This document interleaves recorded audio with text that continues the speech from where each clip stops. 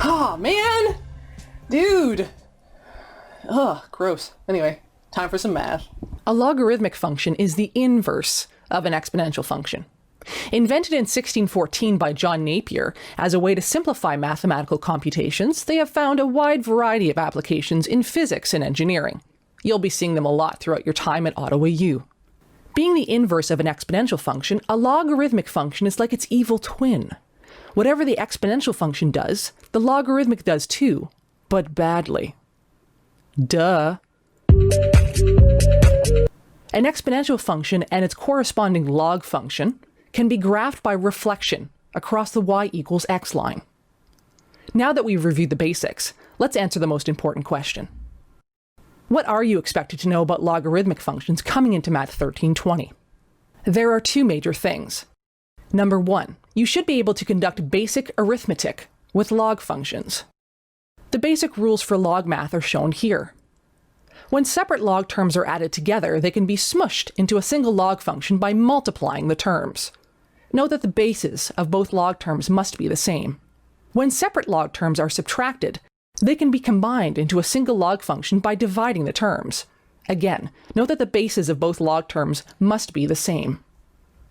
The exponent of a log term can be brought to the front. Ooh, that's a fun one. Let's get back to our list. Number two, you should be able to solve logarithmic equations. When a prof asks you to solve an equation, they're asking you to isolate for the unknown variable, which is usually x. Let's try an example. Consider the expression 3 ln 3 plus ln x equals ln 4. Pause here if you would like to try the question yourself. We need to isolate for x, which is in the second term on the left. Moving 3 ln 3 to the other side, and simplifying the right side using logarithmetic, we end up with the expression ln x equals ln 4 over 27. The x is stuck inside of the ln function, which is the same thing as saying log base e. Basically, this log function has locked away x. To unlock x, we need to use the key, which is an exponential function with the same base. In this case, this is the exponential function with base e. Applying the exponential function e to both sides, we can now solve for x. Doing this is called exponentiation. Therefore, x equals 4 divided by 27.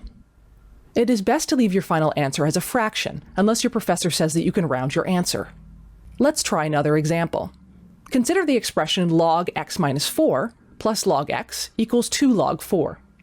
Pause here if you would like to try the question yourself. Again, we want to isolate for x. X appears in two places. First, we can combine the two terms on the left using logarithmetic.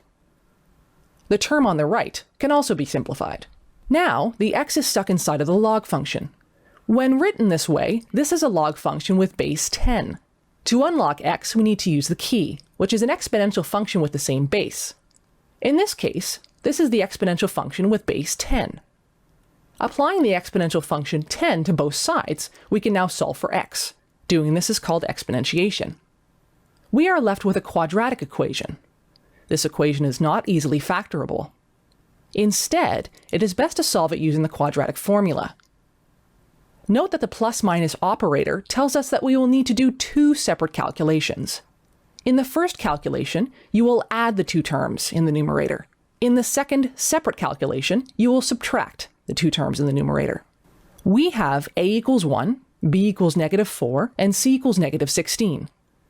Plugging in our values and simplifying as much as possible,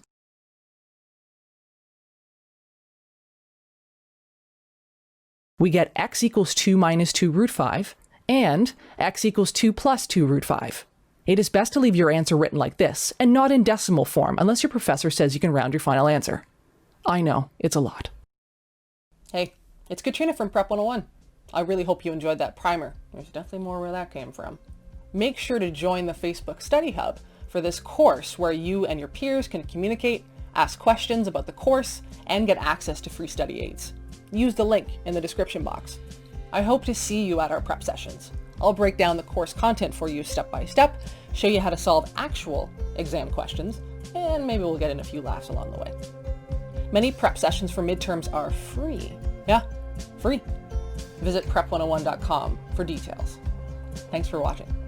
See you soon.